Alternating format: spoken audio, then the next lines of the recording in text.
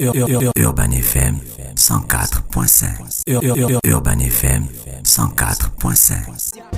Vous êtes sur les 104.5 Urban FM, la station urbaine, et vous écoutez le Da Fresh Morning, comme on vous le disait ce matin dans notre émission. Notre premier invité, c'est le directeur général de la CNSS, la Caisse nationale de sécurité sociale. C'est ça, Jean-Paul? Oui, et nous recevons justement M. Patrick Ossie-Okori, qui est une personnalité que les agents de la CNSS connaissent très bien, puisque lui-même, il est le pur produit même de la Caisse nationale de sécurité sociale. Et c'est la raison pour laquelle je crois que les autorités ont décidé de placer en lui cette confiance, étant donné déjà la jeunesse de la personne, pour ceux qui ne le connaissent pas, et aussi pour le dynamisme qu'il a toujours caractérisé tout au long de sa carrière. Et donc, aujourd'hui, nous allons parler avec lui d'un certain nombre de dossiers, puisque pour ceux qui ont un peu suivi l'actualité au niveau des réseaux sociaux, il y a eu des mouvements d'humeur de la part des retraités la semaine dernière, dû à un certain nombre de décalages sur lesquels le directeur général va revenir pour nous expliquer un peu. Et avec lui, nous allons voir non seulement la question des retraités de manière globale, notamment en parlant des nouveaux droits, parce qu'il faut savoir que chaque année, le nombre de retraités ne cesse d'augmenter, alors que les ressources financières ne croissent pas avec cette augmentation de cette population-là. Et puis la deuxième chose, nous allons revenir également sur la créance énorme que détient la Caisse nationale de sécurité sociale. Et cette dette-là constitue un frein, notamment pour cette institution. Et donc, M. Patrick Ossie-Okori, une fois de plus, bonjour et bienvenue sur ce plateau. Alors, la première question que nous aimerions vous poser, c'est une fois que vous avez pris vos fonctions, d'abord, dans quel état est-ce que vous avez trouvé cette institution? Alors, merci à l'équipe du Da Fresh Morning, et je tenais à vous remercier pour cette invitation afin de nous permettre de clarifier un certain nombre de choses. Alors, je suis nommé par décret présidentiel le 23 mars dernier, et je prends mes fonctions effectivement le 30 mars. Et à l'issue de cette prise de fonction, je demande un diagnostic financier, notamment en matière de trésorerie et de la situation financière de façon générale, à l'agence comptable et à la direction comptable et financière. Ainsi que, au niveau des prestations techniques, à la direction des prestations techniques, je sollicite des informations relatives aux nouveaux droits, c'est-à-dire les personnes qui sont en attente de leur paiement de pension depuis, pour certains, 3, 4, 5 ans. Et ce point financier est fait, et technique aussi. Et ce que nous trouvons à la CNSS, c'est à peu près 5150 retraités qui attendent leur premier droit à pension depuis, pour certains, 3 ans, pour les plus anciens, 5 ans. Et nous découvrons même qu'il y a un retraité qui attend sa pension depuis 1999. C'est pas possible. Voilà. Et pour un total, le tout de ces nouveaux droits qui étaient impayés par tous nos anciens prédécesseurs cumulait autour de 18 milliards en tout. Dont 7 milliards de premiers droits. Donc la première pension qu'on doit verser à un assuré dès qu'il part. Au total, ça faisait 7 milliards. Et le restant dû était essentiellement constitué comment on peut appeler ça, des arriérés. C'est-à-dire que chaque trimestre, chaque mois, quand vous ne payez pas, ça se multiplie. Bien sûr. Donc le tout cumulé du premier droit jusqu'aux arriérés faisait 18 milliards. Mais qu'est-ce qui peut justifier ça? Alors, les raisons sont simples. Mes prédécesseurs n'ont pas eu le courage d'aller payer ces nouveaux droits à cause de la situation financière. Ils se sont dit, s'ils ouvrent les vannes, la tension de trésorerie qui était déjà assez tendue va s'accentuer. Alors nous trouvons cette situation que nous trouvons intenable et irresponsable de la part de la CNSS. Parce que qu'est-ce qui reste à ces pères et mères de famille? C'est leur dignité. Oui. C'est le seul revenu qui leur reste pour s'occuper de leur famille. Donc nous, avec les ressources disponibles dans nos différents comptes, nous faisons le point de la trésorerie. Nous avons un peu d'argent qui ne couvrait pas l'ensemble des 18 milliards. Et à partir de cet instant, nous négocions des financements auprès des banques partenaires, parce que nous disposons quand même d'une ressource qui est là en termes de DAT, qui sont des comptes de réserve que nous mobilisons à chaque fois que nous avons des petites entrées. Nous multiplions les DAT pour nous permettre d'avoir des garanties financières solides pour négocier les crédits auprès des banques. DG, c'est trop technique ce que vous dites. C'est quoi le processus de la retraite quand je travaille? Qui me donne l'argent là? Ça vient d'où? C'est simple. Voilà. La retraite, ce sont vos cotisations. Si vous regardez votre bulletin de paye, il y a 2,5% que l'employeur prélève chez vous. De l'autre côté, ça c'est votre cotisation, votre participation à la constitution de votre retraite. D'accord. L'employeur qui vous emploie prélève aussi 5% dans sa caisse, mais calculé sur votre salaire. Ça fait 7,5%. Et chaque trimestre, les employeurs reversent ces encaissements sur votre compte individuel à la CNSS.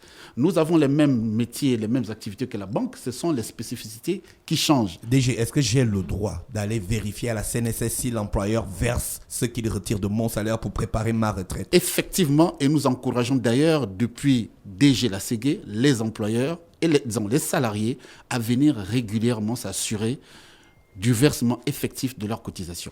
Alors, je vais vous expliquer la problématique des pensions aujourd'hui. D'accord. On peut blâmer 1 ou 2, 3, 4 DG, mais la structure de la pension elle-même, elle est déficitaire. C'est-à-dire qu'aujourd'hui, nous recouvrons 22 milliards par trimestre. Mais les 22 milliards ne sont pas seulement affectés à la retraite. Les 22 milliards sont affectés aux 3 branches. La branche des prestations familiales, la branche des accidents de travail et maladies professionnelles et la branche des pensions. Le taux de cotisation de la branche de pension, je vous l'ai dit, c'est 7,5%. Si vous prenez 7,5% que vous impactez sur les 22 milliards, ça vous fait 9,5 milliards qui sont destinés au financement de la pension par trimestre. Mais combien coûtent les pensions par trimestre? 19 milliards. Donc il y a toujours un gap de 10 milliards. Ça, ce n'est pas la faute d'un DG, qui qu'il soit. C'est la structure de la pension qui est déficitaire. C'est comme ça. Ça veut dire quoi, la structure de la pension est déficitaire? Ça veut dire quoi?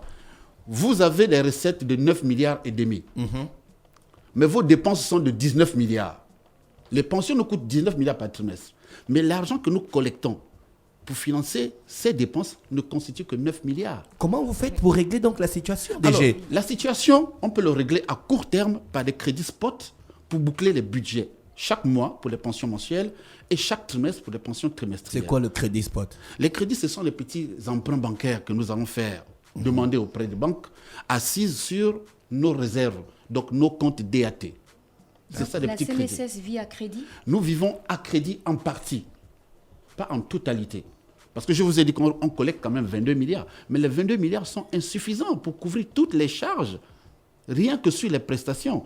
Les prestations, par exemple, vous avez, les pensions nous coûtent 19 milliards par trimestre. Sur les 22 milliards, 19 milliards sont payés intégralement sur les pensions. Le reste, ce sont des prestations familiales de l'ordre de 4 à 5 milliards. Les risques professionnels, donc les accidents de travail et les maladies professionnelles, c'est dans les 3 milliards. Faites le calcul. Nous avons largement consommé toutes nos recettes. Normalement, vous aurez souhaité recouvrir combien au total? Une caisse comme la nôtre, pour fonctionner à plein régime, nous avons des dépenses de fonctionnement qui sont très élevées. Nous avons des dépenses techniques d'à peu près 28 milliards par trimestre. Et ensuite, nous avons le fonctionnement. Tout ça constitue une dépense globale de 31 milliards par trimestre. Ramenez ça à l'échelle d'un mois, nous avons besoin d'à peu près 15 milliards par mois pour bien fonctionner. Pour le fonctionnement? Pour le fonctionnement et les pensions. Est-ce que vous avez besoin des VX, de grosses voitures, de gros voyages en classe à faire et tout ça? Non. Les chiffres que vous donnez là, c'est pour y compris parce qu'il faut qu'on comprenne le processus de fonctionnement de la retraite. Oui, vous avez posé la question sur le processus de la retraite. On en revient. Donc, lorsque vous partez en retraite, vous avez un compte chez nous. D'accord. C'est comme un panier. Chaque mois, on en verse un peu. Et à la fin, on fait le point de ce que vous avez collecté depuis que vous êtes en activité. Nous allons calculer depuis quand vous êtes en activité, ce qu'on appelle les périodes assurantielles, depuis quand vous êtes assuré CNSS. Sur ces périodes, tous les employeurs dans lesquels vous avez travaillé, est-ce qu'ils ont effectivement reversé leurs cotisations? N'oubliez pas que la pension fonctionne comme une tontine. Ah, d'accord. Vous comprenez?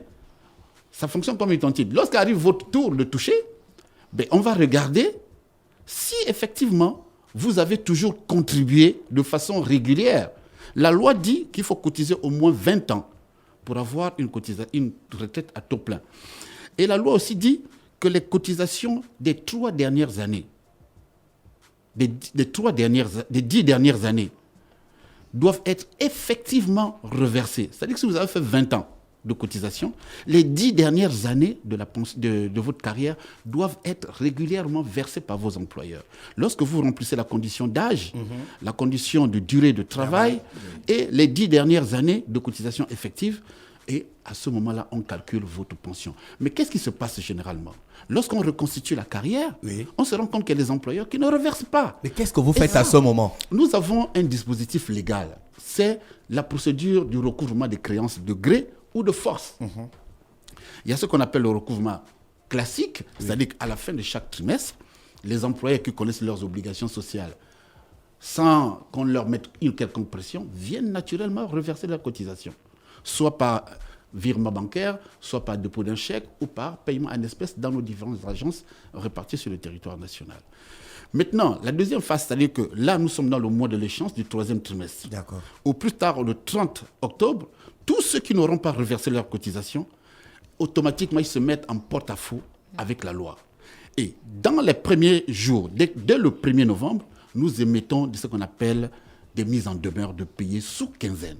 On parle C'est de ça, combien la loi. d'entreprises qui ne cotisent pas la Aujourd'hui, CNSS? nous sommes à près de 700 entreprises qui ne cotisent pas pour à peu près 300 milliards de dettes. Mais comment on les laisse circuler dans la nature au calme? Oui, mais le problème, c'est que la CNSS n'a pas vocation à fermer les entreprises, à mettre les gens en prison. Je vous ai expliqué la procédure légale. Oui. Donc, à l'issue des 15 jours de mise en demeure, s'ils n'ont pas payé, nous admettons ce qu'on appelle le recouvrement forcé à travers les avis à tiers détenteurs. C'est-à-dire, on écrit à tous ceux qui détiennent les deniers, les fonds de ces entreprises, c'est-à-dire les banques et autres, de saisir les montants correspondant à ceux qui doivent à la CNSS. Mais vous savez qu'avec la crise aujourd'hui, quelle entreprise dispose des ressources suffisantes dans les banques? Donc, même lorsque nous émettons les avis à tiers détenteurs, généralement les comptes sont vides. Ils n'ont pas suffisamment de ressources à cause de la crise. Bon, bien sûr, dans ce lot, il y a des employeurs véreux Bien sûr. que nous traquons à travers des missions de contrôle Oui. et que nous débusquons et que nous mettons les redressements. Donc, la partie même recouvrée ne couvre pas l'ensemble des dépenses. Il y a plusieurs facteurs qui expliquent le fait qu'aujourd'hui, au-delà de la crise, les entreprises sont en difficulté elles aussi. L'État est un grand employeur.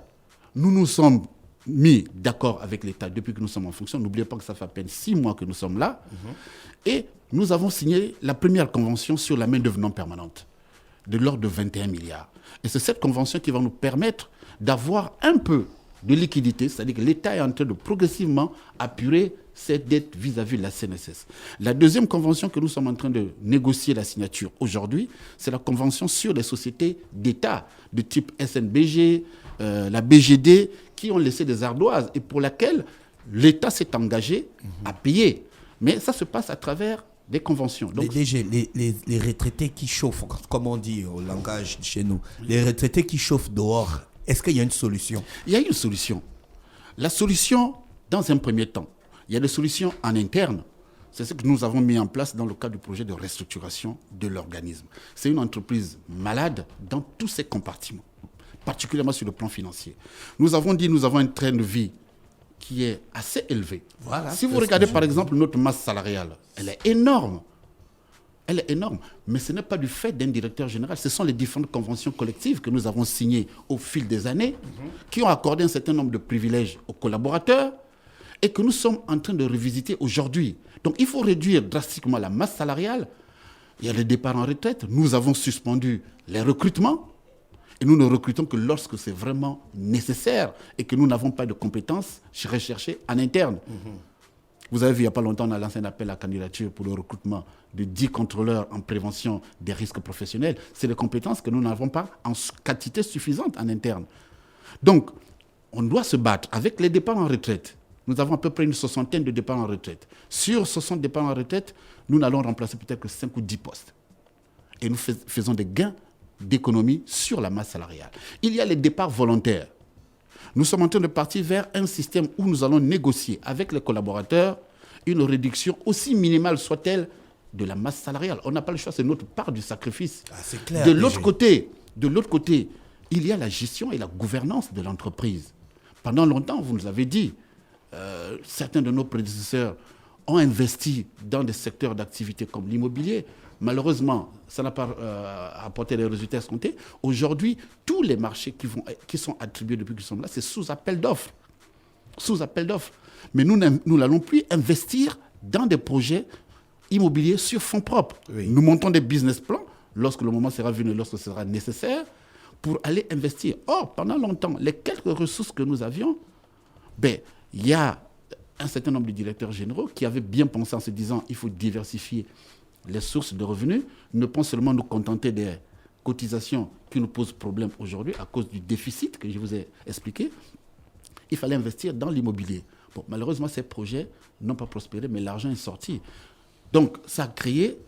Donc vous comprenez un peu la frustration des retraités. Je vous comprends très bien, je comprends la frustration des retraités. C'est pour cela, d'ailleurs, j'ai pris mon courage vendredi dernier pour aller à leur rencontre, pour expliquer et dire la vérité. Qu'aujourd'hui, c'est Patrick Osei-Okorie qui est à la tête de la CNSS. Vous demandez son départ. Mais celui qui arrive, s'il n'y a pas de réforme, mais la situation sera la même. Nicolas Assélé a vécu ça. Youmou a vécu ça. Charles Mendom, qui n'a fait que 5 mois, a vécu ça. Lorsqu'ils n'ont pas ouvert les droits sur les 5150 retraités qui attendaient et qui étaient en rade depuis 3, 4, 5 ans, c'était pourquoi? C'est parce qu'ils se sont dit que si on s'engage, en l'absence de ressources, on va creuser le trou. Et nous avons eu le courage d'aller vers la régularisation de ces 5150 retraités. C'était salutaire, c'était une obligation pour nous, c'est notre métier. Parmi eux, il y a nos pères, il y a nos mères, nos parents directs, et qui, chaque mois, nous interpellaient. Le gouvernement nous a interpellés, nous a demandé instamment de trouver des solutions pour apurer cette créance. Vous avez trouvé des solutions? Nous avons trouvé des solutions et ils ont été payés. Mais ça, c'est ce que nous avons trouvé. Pendant que nous sommes là, il y a eu d'autres qui sont rentrés. Ils ont aussi été régularisés. Sur une dette de 18 milliards, nous avons payé 14 milliards sur les anciens droits. Sur les nouveaux que nous avons ouverts depuis que nous sommes là, depuis 6 mois, pour un total aujourd'hui de 24 milliards que nous avons payés en pension. Donc la grogne d'aujourd'hui, c'est quoi? C'est le décalage entre nos recettes et nos dépenses. Vous voyez, on a reproché à Nicolas Assélé de vouloir ramener le paiement des pensions au trimestre. Vous savez que les cotisations qui nous servent à payer les pensions sont versées au trimestre. Mais on nous demande de payer au mois. Mais nous n'avons pas de recettes mensuelles. Où trouvons-nous cet argent? Nous sommes obligés... Mais vous êtes DG, vous trouvez la Ben oui, solution. mais la solution, ils sont payés. Ils sont payés. Je vous dis par exemple, la grogne de ce jour, lorsque vous entendez à travers les réseaux sociaux, les médias interposés, c'est comme si la CNSS ne payait pas les pensions. Depuis le 5 octobre, nous payons la pension. Monsieur Patrick aussi, vous avez fait comprendre lors de votre sortie vendredi que les pensionnaires qui touchent leur dû à BICIG et Loxia devaient toucher leur argent aujourd'hui. Oui. Est-ce que vous confirmez que les versements seront bien effectués? D'ici midi, ils vont tous passer à la caisse. Nous avons travaillé toute la nuit pour niveler les comptes de BGFI, Loxia et BICIG. Ce matin encore, mon agent comptable, nous avons reçu tous les accords de virement. Et aujourd'hui, au plus tard, à midi, nos retraités vont rentrer en possession de leurs dû. Je vous ai dit que depuis le 5, ceux qui sont payés en espèces, en chèques, dans nos agences sur l'ensemble du territoire national, sont payés régulièrement. Vendredi, ceux qui sont payés à UBA, Ecobank, Orabank, EGD, ont été payés. Aujourd'hui, mardi, ce sont ceux qui sont à BGFI, BICIG et Loxia qui seront payés. Est-ce qu'il vous arrive de rencontrer les entreprises pour essayer de discuter avec eux dans la stratégie de payer quotidiennement ceux qui sont récalcitrants ou ceux qui font de la mauvaise foi? Vous ne pouvez pas imaginer les efforts que nous faisons au quotidien, parce qu'on nous reproche souvent de ne pas être assez agressifs en matière de recouvrement. Mais nous avons une direction de recouvrement qui, au quotidien, ne fait que ça. Nous avons des gestionnaires de comptes qui gèrent les comptes de ces sociétés. À l'image de votre compte à la banque, au quotidien, nous interpellons ces chefs d'entreprise. Nous avons des réunions avec eux. Certains payent. Nous avons des dispositifs qui permettent à des entreprises d'apurer progressivement leurs dettes. Parce que l'objectif de la CNSS aussi, ce n'est pas de mettre la corde au cou d'un employeur, parce que nous sommes liés. S'ils disparaissent, nous disparaissons. Et à la fin, c'est l'assuré qui en pâtit. Donc chaque jour, au quotidien, et d'ailleurs, si vous regardez même l'Union du jour, nous avons communiqué encore. Depuis 2 semaines, nous lançons des avertissements. Vous avez des retours? Oui. Je vous dis que rien que sur les communiqués d'il y a 2 semaines dans l'Union, nous avons pu engrancher 2 milliards déjà de recettes. Et comme nous sommes dans un mois d'échéance, la priorité des employeurs aujourd'hui, c'est de payer les cotisations d'abord trimestrielles et après, ils regarderont comment payer les arriérés. Donc, nous allons laisser les employeurs jusqu'au 30 pour régulariser l'encours, c'est-à-dire la cotisation courante du 3e trimestre. Mais dans l'Union du jour, nous avons lancé une autre communication. Parce qu'aujourd'hui, pour bénéficier d'un marché public, il faut montrer patte blanche aux impôts et à la CNSS à travers ce qu'on appelle les attestations pour soumission, qui justifient que vous êtes à jour de vos cotisations. Si vous n'êtes pas à jour de vos cotisations, normalement, vous ne voulez pas bénéficier d'un marché public. Mais on s'est rendu compte qu'il y a certains qui passent dans les mailles de filets à qui on attribue des marchés publics au mépris de ces dispositions légales. Donc là, nous avons averti tous ceux qui sont responsables de ce type de pratiques que désormais, ils vont être co-responsables de la dette sociale des entreprises à qui ils attribuent ces marchés de façon illégale. D'un autre côté, nous allons accentuer des missions de recouvrement forcé. La semaine prochaine, vous allez voir dans l'Union la liste de toutes les entreprises publiques, parapubliques et privées qui doivent la CNSS. Et nous allons leur demander instamment de venir régulariser leur situation. Il y a des leviers qui sont mis à disposition par la législation pour les accompagner progressivement vers l'apurement. Donc je demande aux employés de ne pas avoir peur de venir vers nous. Il y a des leviers qui existent. Il y a des moratoires, il y a la stratégie que nous avons mise en place depuis 2007 qui consiste à accompagner les entreprises jusqu'à bénéficier de 20 à 80% des abattements sur les pénalités pour leur permettre de réduire de façon drastique leur dette vis-à-vis de la CNSS. Donc, nous allons poursuivre. Mais le gros chantier, c'est-à-dire qu'au-delà des recettes qu'on peut engranger dans le court terme, elles ne seront jamais suffisantes pour couvrir nos dépenses. Ce que nous avons fait, et je vous ai expliqué tout à l'heure que ce régime est largement déficitaire. C'est-à-dire que dans sa structure, on ne tient pas. C'est comme si aujourd'hui vous gagnez 500 000 de loyer, de salaire, mais vous payez un loyer de 1 million.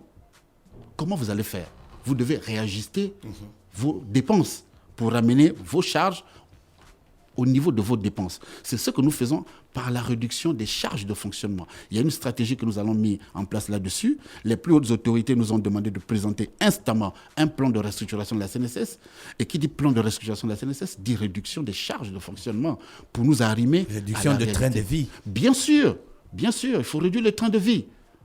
Et je suis d'accord avec vous. Je disais même à mes collaborateurs qui sont au comité de direction que je suis prêt à sacrifier même une partie de mon salaire. Et vous devez le faire en même temps. Nicolas Assélé a été avant-gardiste dans ce domaine-là. En janvier 2018, M. Lomo, qui connaît très bien ce dossier, a réduit de façon drastique les salaires des directeurs. Et ça n'a pas fait de bruit. C'était pour nous notre part du sacrifice pour aider l'entreprise à respirer un peu. Mais mieux, pour sortir définitivement de cette situation, il faut réformer le régime de pension. Est-ce que vous pouvez mettre en confiance les futurs retraités? Parce que nous sommes les futurs retraités.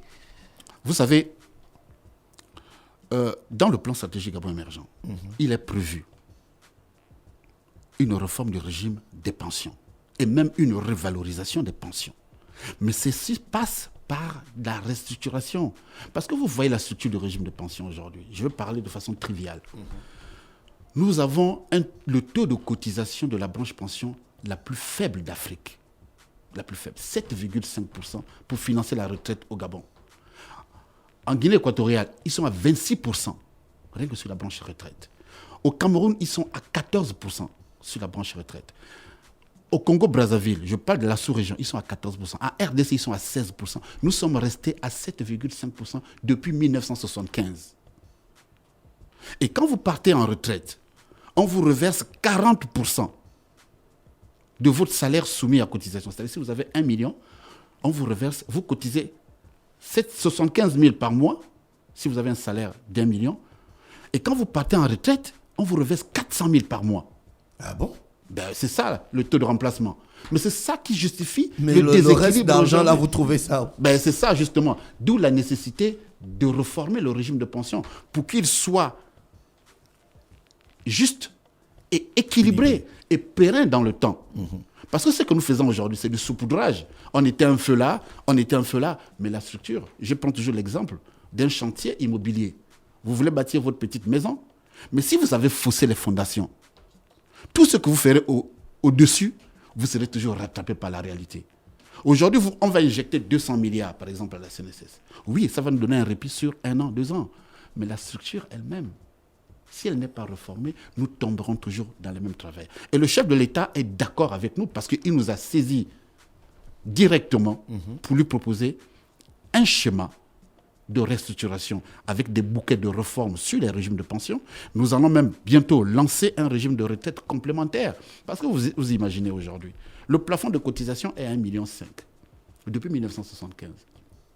Mais en 1975, avoir 1,5 million de salaire, vous devez être dans la crème de la société. Oui. Mais aujourd'hui, en 2021, 1,5 million, c'est le minimum pour un cadre moyen. Oui. Or, les cadres supérieurs gagnent 3 millions, 4 millions, 5 millions. Ceux qui sont dans le pétrole perçoivent jusqu'à peut-être 15, 20 millions, 30 millions de salaire par mois. Mais on ne leur prélève que sur 1,5 million. Et ces gens, quand ils vont en retraite, ils ont 600 000 de pension. Ils trouvent ça dérisoire par rapport au train de vie qu'ils avaient quand ils étaient en activité. Oui. Et c'est pour cela que dans la loi 2616 portant Code de sécurité protection sociale en République gabonaise, on a institué un régime de retraite complémentaire et qui va venir s'arrimer, au lieu de jouer avec une seule jambe, mais le système gabonais de pension va jouer sur 2 jambes. C'est-à-dire que le régime géré par la CNSS, qu'on appelle le régime général, vous verse un peu, la retraite complémentaire vous verse un peu, et ça vous améliore le revenu à la retraite. Donc ce que je peux dire aujourd'hui, oui, les retraites seront toujours payées chaque mois pour ceux qui sont au mois et chaque trimestre pour ceux qui sont au trimestre, mais avec des difficultés liées à ce déséquilibre entre ce que nous percevons et ce que nous devons payer. Mieux, pour garantir que nous, demain, n'oublions pas que nous qui sommes autour de cette table, nous serons les retraités de demain. Il faut qu'on réforme le régime de pension pour garantir déjà la solidité de ce régime avec les recettes qui vont engrancher avec les réformes. De l'autre côté, il faut le pérenniser pour les générations à venir. Parce que demain, aujourd'hui, ce sont nos papas là qui travaillent. Ce sont nos cotisations qui financent leurs pensions. Demain, nos pensions seront financées dans le même système par les cotisations de nos enfants. C'est ce qu'on appelle le système de retraite intergénérationnel, par solidarité. Mais les actifs, le directeur général, sur les réseaux sociaux, on dit que les retraites sont retardées parce qu'il y a des détournements dans la boîte. Bon, écoutez, moi je pense que c'est celui qui accuse qui doit apporter la preuve. Moi je mets quiconque au défi de me démontrer par une pièce comptable, qui qu'elle soit, que depuis que Patrick Osei-Okorie à la CNSS, il a détourné un seul centime. Mon travail au quotidien, c'est un sacerdoce. Vous ne pouvez pas imaginer les nuits blanches que les directeurs financiers, le directeur financier, l'agent comptable, le directeur de prestations, le directeur de recouvrement et moi, hier je suis rentré chez moi à 1h du matin. Parce que je devais être sûr qu'aujourd'hui, au plus tard à midi, mes retraités vont être payés. Le dernier groupe. Donc, oui, il y a eu peut-être des détournements dans le passé. Et ça nous rattrape. Je vous dis qu'on a hérité d'une entreprise malade. D'accord. Ce n'est pas le fait de Patrick Osei-Okorie, de Nicolas Sellé, etc. Ce sont les fondements qui organisent ce dispositif. Le débat des retraites, allez sur les réseaux sociaux en France. On en parle tout le temps. Tout le temps. Allez en Amérique, on en parle tout le temps. Allez partout dans le monde, le débat des retraites est un débat universel. Le débat universel. Je prends souvent l'exemple de la Côte d'Ivoire.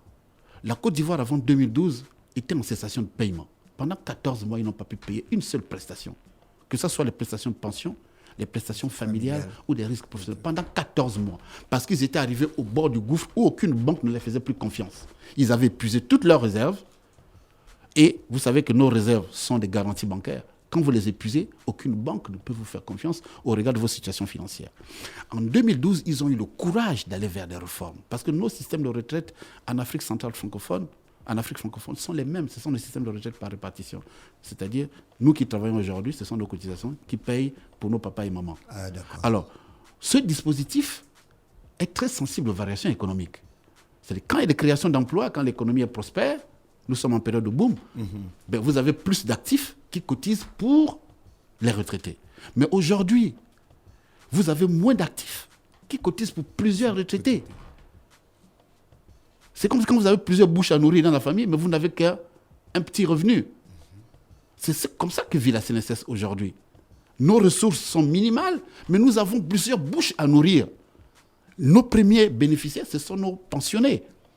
Ce sont des pères et des mères de famille qui sont en activité, qui ont droit à leurs allocations familiales. Ce sont nos frères et sœurs qui font des accidents de travail pour lesquels nous devons faire des réparations. Mais ce n'est pas gratuit tout ça.